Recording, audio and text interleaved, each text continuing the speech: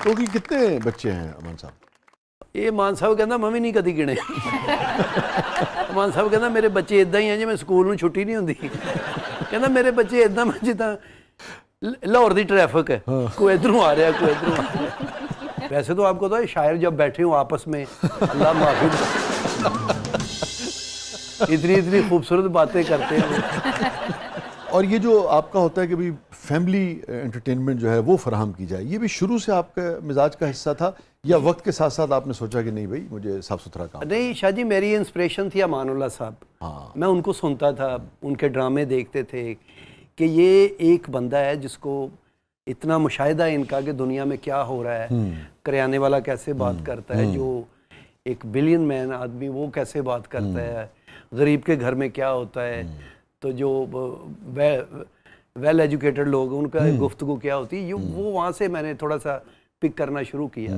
तो मैंने कहा ये काम है। अब कितना साफ सुथरा काम होता था ऐसा। अभी जो मैं बात कर रहा था मुझे एक और बात याद आ गई, मेरे ख्याल में बड़ा मज़ा आएगा गालिबन, या शर्तियाँ मिठे, मुझे एग्जैक्ट याद नहीं दोनों में से कौन था, मगर अमजद साहब हयात थे और अनवर मसूद साहब आज भी है। अनवर मसूद साहब का कितना नाम है हमारे अदब में, यानी कि बिला शिरकत गैरे जिसे कहते हैं ना कि मिज़ाह के अंदर तो कोई उनका इस वक्त सानी नहीं है ना। बेशक। और बहुत ही उनकी रिस्पेक्ट है हमारे शोबे में भी और अवामुन्नास में भी बहुत उनकी रिस्पेक्ट है। तो अनवर भाई थे, अमजद साहब हयात थे, काज़मी साहब भी थे, और ये तीनों जो हमारे सीनियर्स थे, शायद एक आध अदीब और भी थे। मैं जूनियर था, मैं भी इनके साथ था, तो मिल के सब गए थे देखने के लिए शर्तियाँ मिठे, या बड़ा मज़ा आया। और इतना साफ़ सुथरा प्ले था। और मुझे याद है कि जब ये तीनों अदीब ख़ास तौर पे थे, हम तो जूनियर थे, उनको देख के मुझे याद है अमान साहब वगैरह भी इतना खुश हुए और इतना उन्होंने भी अच्छा महसूस किया। तो ये मयार था कि आप उस पाए का ड्रामा करते थे, या अमान साहब वगैरह उस पाए के आर्टिस्ट थे कि जिनको इस पाए के अदीब जो हैं वो भी देखने के लिए जाया करते थे। बेशक, और दाद देते थे, इसमें कोई शक नहीं है। बस तुसी भी बोलो, तुहानू मसाला लाया किसी ने? आपका शुक्र करो उर्दू बोलने लग पे हो। ਤੁਹਾਡੇ ਵਰਗਾ ਡਾਕਟਰ ਮਰੀਜ਼ ਨੂੰ ਕਹਿ ਰਿਹਾ ਹੁੰਦਾ ਯਾਰ ਮੇਰੇ ਐਕਸਰਸਾਈਜ਼ ਕਰਵਾ ਦੇ ਕਿਸੇ ਕੋਲੋਂ। नहीं, उर्दू शुक्र करना नहीं होती है, सीखण नाल आंदी है। आप भी शायरों के पास बैठा करें ना। शाह जी इनू लैदा पाउंदे किते? नाप तोल के बोलना पैंदा है। ट्रंप पे ते अपने आप नू अग ला बैठा है।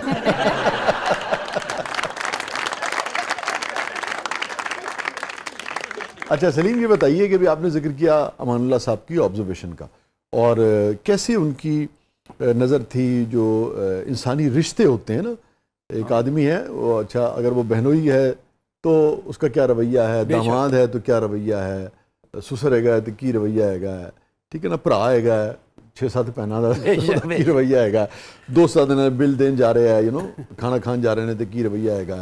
अच्छा वो हुण तरक्की कर गया है, कुछ पैसे आ गए ने तो किस तरह बिहेव कर रहे हैं ना। तो ये तो अमानुल्लाह साहब की आंखों से बहुत सारे लोगों ने देखा। बेशक। आपकी जो ऑब्जर्वेशन रही मुख्तलिफ रिश्तों के बारे में, तबकों के बारे में, गलियों के बारे में, मुख्तलिफ इलाकों के बारे में, अगर हम उससे इस्तेफादा करना चाहें। नहीं, जो अब का दौर है ना, इस दौर में भी रिश्ते तो वही हैं सारे, लेकिन थोड़ा सा चेंज हो गया। अच्छा, मसलन जैसे पहले होता था कि मेहमान आया वा तो नालदियां दे घरों भी रजाई ले आई दी सी कि साफ रजाई दे, यस यस, मंजियां बिस्तरे इकट्ठे करने। अब वो रिवाज है ही नहीं। ਹੁਣ तो हैगा जी वो शादी कितने बजे जी, 10 बजे उन्होंने पैकअप कर देना शादी हाल, तो बंदा एवं 9:30 बजे कह रहा यार हो बहुत ट्रैफिक सी अज। पहले मेहमान आना तो खाने बनाने शुरू हो जाने पहले ही कि मामा आ रहा है। मामे का पता भी होंदा ही मामा खांदा की है, ते जरदा पका लो, ऐ पका लो, मुर्गी देसी फड़ो। वो सारे पिंड ते मुर्गी मगर होंदे सी, प्राहुणा आ रहा कोई। तो हुण तो मेहमान आ भी गया तो उन्होंने ਇਹਦੇ ਤੇ ਆਰਡਰ ਦੇਣਾ ਤੇ 1 ਮਿੰਟ ਦੇ ਵਿੱਚ ਖਾਣਾ ਆ ਜਾਣਾ ਵਾ, 15-20 ਮਿੰਟ ਦੇ ਵਿੱਚ ਉਹ ਜਿਹੜਾ ਮੋਟਰਸਾਈਕਲ ਤੇ ਠਾ ਉਹਨੇ ਘਰ ਰਾਈਡਰ ਜਿਹੜਾ, ਹਾਂਜੀ ਰਾਈਡਰ ਨੂੰ ਉਹਨਾਂ ਨੇ ਕਹਿਣਾ। ਹੁਣ ਤੇ ਉਹ ਸਾਰਾ ਕੁਝ ਰਾਈਡਰ ਤੇ ਪਾਤਾ। ਕੁਝ ਤੇ ਐਸੇ ਰੈਸਟੋਰੈਂਟ ਨੇ ਨਾ ਜਿਨ੍ਹਾਂ ਨੇ ਆਪਣੇ ਰੱਖੇ ਨੇ, ਇੱਕ ਅਦਾਰਾ ਉਹਨਾਂ ਨੇ ਐਪ ਬਣਾਈ ਸਿਰਫ, ਤੇ ਅੱਗੇ ਰਾਈਡਰ ਰੱਖੇ ਨੇ। ਉਹਨਾਂ ਕੋਲ ਕੋਈ ਸੌਦਾ ਨਹੀਂ ਹੈਗਾ, ਸਿਰਫ ਐਪ ਆ ਉਹਨਾਂ ਦੀ। उन्होंने कहना भी भाई सप चाहिए तो कहना मिल जाएंगे।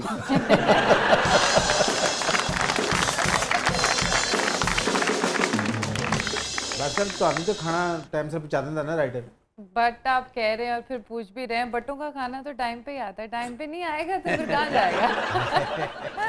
उन्होंने यही पता भी भट्ट साहब ने रोज बाहरों ही मंगाना है। आप वैसे खाते हैं बाहर से खाना? ਨਹੀਂ ਬੀਵੀਆਂ ਬਹੁਤ ਈਜ਼ੀ ਹੋ ਗਈਆਂ ਨੇ। हाँ ਉਹ ਕੀ ਬਣਾਇਆ ਉੱਥੋਂ ਮੰਗਾ ਲਓ ਕੋਈ ਚੀਜ਼, ਮੈਂ ਕੁਛ ਨਹੀਂ ਜੇ ਬਣਾਇਆ। ਮੈਂ ਕਿਹਾ ਇਹਦਾ ਮਤਲਬ ਮੈਂ ਰਾਈਡਰ ਨਾਲ ਹੀ ਵਿਆਹ ਕਰਾ ਲੈਂਦਾ। नहीं मतलब सलीम साहब अगर औरतों के लिए कोई सहूलत हो ही गई है तो उसमें क्या प्रॉब्लम है? सलीम साहब, नहीं, औरत के लिए तो सारी सहूलतें आजकल औरत के लिए ही हैं माशाल्लाह। ਬੰਦਿਆਂ ਲਈ ਕੋਈ ਸਹੂਲਤ ਨਹੀਂ। ਉਹਨੂੰ ਸਵੇਰੇ ਕਹਿਣਾ ਵੀ ਅੱਜ ਕੰਮ ਤੇ ਨਹੀਂ ਜਾਣਾ। ਜੇ ਬੰਦਾ ਛੇਤੀ ਆ ਗਿਆ ਤਾਂ ਕੀ ਗੱਲ ਆ, ਛੇਤੀ ਆ ਗਏ ਹੋ। ਜੇ ਲੇਟ ਆਇਆ ਤੇ ਕਿਹੜੀ ਮਾਂ ਕੋ ਬੈਠੇ ਰਹੇ ਹੋ। सलीम अभी जिक्र हुआ अमानुल्लाह साहब का। जी, तो आपने जो आफ्ताब साहब वाला शो था उसमें भी और फिर अपना स्टेज पे भी बहुत काम किया। स्टेज पे भी, वैसे भी उनके साथ सफ़र बड़ा किया हमने। हाँ जी। कोई ऐसी बात जो आपको याद आती हो और आपको लगे कि अच्छा यार इससे पहले अपने महबूब फनकार की ये बात लोगों ने नहीं सुनी?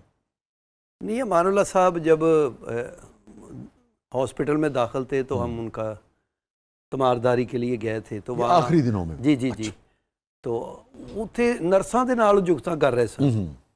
नर्स कहंदी अमानुल्लाह साहब टाइम हो गया, दवाई खा लें। ਕਹਿੰਦਾ ਅਸੀਂ ਤੇਰੀਆਂ ਦਵਾਈਆਂ ਤੇ ਨਹੀਂ ਬੈਠੇ, ਤੂੰ ਕੀ ਸਮਝਿਆ ਅਸੀਂ ਕਦੀ ਦਵਾਈ ਨਹੀਂ ਖਾਧੀ? ਇਹ ਵੇ ਢੇਰ ਲੱਗੇ ਨੇ, ਤੂੰ ਖਾਣੀ ਤੇ ਦੱਸ।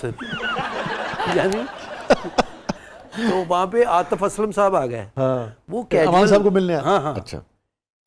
उनका पता लेने आए थे। उन्होंने ना शॉर्ट निकर और वो शर्ट पहनी हुई है। कैजुअल लोग हैं वो, मम्मी डैडी सारे लोग। तो अमान साहब ਨੂੰ ਕਹਿੰਦੇ मान साहब ਹੁਣ ਦੀ ਤਬੀਅਤ ਸੁਣਾਓ। ਕਹਿੰਦਾ ਠੀਕ ਹੈ, ਬਿਹਤਰ ਹੋਇਆ ਮੈਂ ਅੱਗੇ ਨਾਲੋਂ, ਕਾਫੀ ਬਿਹਤਰ ਆ। ਤੇ ਨਾਲੇ ਕਹਿੰਦਾ ਜਦੋਂ ਮਰੀਜ਼ ਦਾ ਪਤਾ ਲੈਣ ਵਾਲੇ ਨਾ ਕੋਈ ਜੇਬਾਂ ਵਾਲੀ ਕਮੀਜ਼ ਪਾ ਕੇ ਆਈ ਦੀ। ਯਾਰ ਬਹੁਤ ਇੱਕ ਵਾਰੀ ਉਹਨਾਂ ਨੂੰ ਛੁੱਟੀ ਹੋ ਗਈ ਤੇ ਉਹ ਸਿਲੰਡਰ ਨਾਲ ਹੁੰਦਾ ਸੀ ਆਕਸੀਜਨ ਵਾਲਾ। हाँ हाँ ਤੇ ਉਹ ਥੱਲੇ ਆ ਗਏ ਨੇ, ਉਹਨਾਂ ਦਾ ਬੇਟਾ ਸੀ ਟੀਪੂ। हाँ। ਸਿਲੰਡਰ ਉੱਥੇ ਹੀ ਰਹਿ ਗਿਆ। ਅਮਾਨ ਸਾਹਿਬ ਕਹਿੰਦੇ ਉਹ ਕਿੱਥੇ ਹੀ? ਕਹਿੰਦਾ ਕੀ? ਉਹ ਯਾਰ ਉਹ ਕਹਿੰਦਾ ਅੱਬੂ ਜੀ ਕੀ? ਓਏ ਉਹ ਮੁਕੱਦਰ ਦਾ ਸਿਲੰਡਰ ਉੱਤੇ। ਮੈਂ ਪਹਿਲੀ ਵਾਰੀ ਗੱਡੀ ਲਈ, ਮੈਂ ਕਿਹਾ ਮਾਨ ਸਾਹਿਬ ਮੈਂ ਗੱਡੀ ਲਈ ਤੇ ਬੜਾ ਖੁਸ਼ ਹੁੰਦੇ ਸੀ ਜੂਨੀਅਰ ਨੇ ਕੋਈ ਚੀਜ਼ ਲੈਣੀ ਨਾ। ਤੇ ਮੈਂ ਗੱਡੀ ਸਪੀਡ ਨਾਲ ਚਲਾ ਰਿਹਾ ਸੀ। ਕਹਿੰਦਾ ਓਏ ਤੂੰ ਛੇਤੀ ਜਾਣਾ ਤੇ ਫਿਰ ਸਲੋ ਚਲਾ। ਮੈਂ ਕਿਹਾ ਮਾਨ ਸਾਹਿਬ ਫਿਰ ਕਹਿੰਦਾ ਨਹੀਂ ਪੁੱਤਰ ਇਹ ਕੌਮ ਉਹ ਨਹੀਂ ਹੈਗੀ ਜਿਹੜੇ ਤੂੰ ਸਮਝ ਰਿਹਾ, ਇਹ ਉਹ ਨਹੀਂ ਗੀ। ਮੈਂ ਕਿਹਾ ਜੀ ਉਹ ਦੇਖੋ ਤੇਜ਼ ਜਾ ਰਿਹਾ।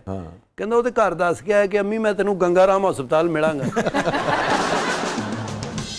अच्छा यार सलीम, एक चीज़ और थी इन लोगों में, जैसे आप लोगों के साथ तो कुर्बत थी ना, दोस्त अब आपको जूनियर्स को बाज़ औक़ात आदमी दोस्ती हो तो बहुत सारी बातें कह लेता है, बट अदरवाइज स्टेज पे जब ये लोग करते थे तो बेशतर औकात इंसान है, कभी को हो सकता है को फायर इधर चला गया, शॉट उधर लग गया कोई, बट अदरवाइज आप ये देखें कि ह्यूमिलिएट नहीं करते थे, तजलील नहीं करते थे किसी की। अब ये जैसे आपने आतिफ असलम साहब वाली बात की या मुकद्दर का सिलेंडर वाली आपने बात की, तो सुनने वाला भी जो है वो मुस्कुराएगा। हाँ, उसको बुरा नहीं लगेगा, उसको अच्छा लगेगा, बेशक, है ना। अभी आतिफ को भी बात हमेशा याद रहेगी ना। तो कि कितने बच्चे हैं अमान साहब? ਇਹ ਮਾਨ ਸਾਹਿਬ ਕਹਿੰਦਾ ਮੈਂ ਵੀ ਨਹੀਂ ਕਦੀ ਗਿਣੇ। ਮਾਨ ਸਾਹਿਬ ਕਹਿੰਦਾ ਮੇਰੇ ਬੱਚੇ ਇਦਾਂ ਹੀ ਆ ਜਿਵੇਂ ਸਕੂਲ ਨੂੰ ਛੁੱਟੀ ਨਹੀਂ ਹੁੰਦੀ। ਕਹਿੰਦਾ ਮੇਰੇ ਬੱਚੇ ਇਦਾਂ ਜਿੱਦਾਂ ਲਾਹੌਰ ਦੀ ਟ੍ਰੈਫਿਕ ਹੈ, ਕੋਈ ਇਧਰੋਂ ਆ ਰਿਹਾ ਕੋਈ ਇਧਰੋਂ ਆ ਰਿਹਾ। ਵੈਸੇ ਮਾਨ ਸਾਹਿਬ के 14 ਬੱਚੇ थे। 14 थे? हाँ जी। ਤੇ ਆਫਤਾਬ ਸਾਹਿਬ ਕੋ ਉਹਨਾਂ ਨੇ ਕੰਮ ਕੀਤਾ, ਤਬੀਅਤ ਖਰਾਬ ਹੁੰਦੀ ਸੀ। ਇੱਕ ਵਾਰੀ ਬੋਤਲ ਲੱਗੀ ਹੈ ਤੇ ਨਾਲ ਸੋਟੀ ਫੜੀ, ਉੱਤੇ ਲੱਗੀ ਬੋਤਲ ਤੇ ਇੰਜ ਤੇ ਇਧਰ ਆ ਸਿਲੰਡਰ ਪੜਿਆ ਹੈ, ਅਮਾਨ ਸਾਹਿਬ ਪਿੱਛੇ ਬੈਗ ਪਾਇਆ ਹੈ। ਮੈਂ ਕਿਹਾ ਜੀ ਮਾਨ ਸਾਹਿਬ ਕਿਹੜੇ ਟੂਰ ਤੇ ਗਏ ਸੀ ਤੁਸੀਂ? ਕਹਿੰਦਾ ਨਹੀਂ ਪੱਟੀ ਆ ਵੇਖ ਲੈ, ਮੈਂ ਆ ਜਾਣਾ ਇੱਥੇ, ਮੇਰਾ ਘਰ ਦਿਲ ਨਹੀਂ ਲੱਗਦਾ। ਕਹਿੰਦਾ ਮੈਂ ਕੀ ਕਰਾਂਗਾ ਯਾਰ, ਫਨਕਾਰ ਆ ਮੈਂ, मेरा ना ਤੁਹਾਡੇ ਤੋਂ ਬਗੈਰ ਦਿਲ ਨਹੀਂ ਲੱਗਦਾ। ਉਹ ਬਿਮਾਰ ਵੀ ਹੁੰਦੇ ਸੀ ਤੇ ਆ ਜਾਂਦੇ ਸੀ ਕੰਮ ਤੇ। उनकी जिंदगी ही वहाँ थी, सांसें ही वहाँ थी। ਬਿਲਕੁਲ। ਉਹ ਕਹਿੰਦਾ ਮੇਰੀ ਆਕਸੀਜਨ ਹੈ ਹੀ ਹੈ, ਤੁਸੀਂ ਲੋਕ ਹੋ, ਮੈਂ ਘਰ ਬੋਰ ਹੋ ਜਾਂਦਾ। ਕਹਿੰਦਾ ਉਹੀ ਬੱਚੇ ਬਾਰ-ਬਾਰ ਮੈਨੂੰ ਇਹੀ ਕਹੀ ਜਾਂਦੇ ਅੱਬਾ ਆਇਆ ਨਹੀਂ ਹੈਗਾ, ਇਹ ਨਹੀਂ ਹੈਗਾ। ਕਹਿੰਦਾ ਪੁੱਤਰ ਯਾਦ ਰੱਖੋ ਇੱਕ ਦਿਨ ਤੁਸੀਂ ਕਹਿਣਾ ਅੱਬਾ ਨਹੀਂ ਹੈਗਾ। ਮੈਂ ਕਿਹਾ ਦੇਖ ਲਓ ਹੈ। ਤੇ ਇੱਕ ਦਿਨ ਉਹ ਰੋਟੀ ਖਾ ਕੇ ਨਾ ਇਧਰੋਂ ਸੇਬ ਕੱਢ ਲੈਂਦੇ ਸੀ, ਐ ਜੇਬ ਚੋਂ ਅਮਰੂਦ ਕੱਢ ਲੈਣਾ। ਮੈਂ ਕਿਹਾ ਜੀ ਮਾਨ ਸਾਹਿਬ ਅੰਦਰ ਦਰਖਤ ਲੱਗਾ ਹੈ। ਨਹੀਂ ਪੱਟੀ ਕਹਿੰਦਾ ਇਹ ਹਾਜ਼ਮੇਦਾਰ ਹੁੰਦਾ, ਵਿੱਚ ਹਿਕਮਤ ਵੀ ਕਰਦੇ ਸਨ। ਪੁੱਤਰ ਅਮਰੂਦ ਜਿਹੜਾ ਹੁੰਦਾ ਨਾ ਹਾਜ਼ਮੇਦਾਰ ਹੁੰਦਾ, ਇਹ ਸ਼ੂਗਰ ਨੂੰ ਕੰਟਰੋਲ ਕਰਦਾ, ਇਹ ਬਲੱਡ ਬਣਾਉਂਦਾ। ਮੈਂ ਕਿਹਾ 2 ਰੁਪਏ ਦਾ ਅਮਰੂਦ ਇਹਨਾਂ ਕੁਛ ਕਰਨ ਦਿਆ। बहुत अच्छे। मैंने एक चीज़ देखी कि जितने भी आपके शोबे के लोग हैं, चाहे वो मोस्ट सीनियर हो, चाहे वो जूनियर्स हों, चाहे वो अमान साहब के हम उम्र हों, इतनी रिस्पेक्ट अपने शोबे में, किसी भी शोबे में किसी आदमी की मैंने कम देखी होगी। यानी कि जैसे नुसरत साहब के लोग बड़ा एहतराम करते हैं, या मेहदी हसन खान साहब का, गुलाम अली साहब का, 2-3 लोग ही होते हैं शोबे में। इस तरह अमान साहब का भी मैं देखता हूँ कि हर शख्स बहुत एहतराम करता नहीं, अमान साहब को लगता है अल्लाह ताला ने स्पेशल इसी काम के लिए बनाया था। है। और एक वजह ये भी होगी कि कोलीग्स के साथ रवैया भी उनका मेरे ख्याल में बहुत अच्छा था। जी जी, आज तक वो लड़ाई नहीं उसकी फील्ड में कभी सुना ही नहीं कि अमान साहब फलानी जगह पे लड़ पे नहीं जाए, ये हो गया। हाँ। वो शायरों की बड़ी रिस्पेक्ट करते थे।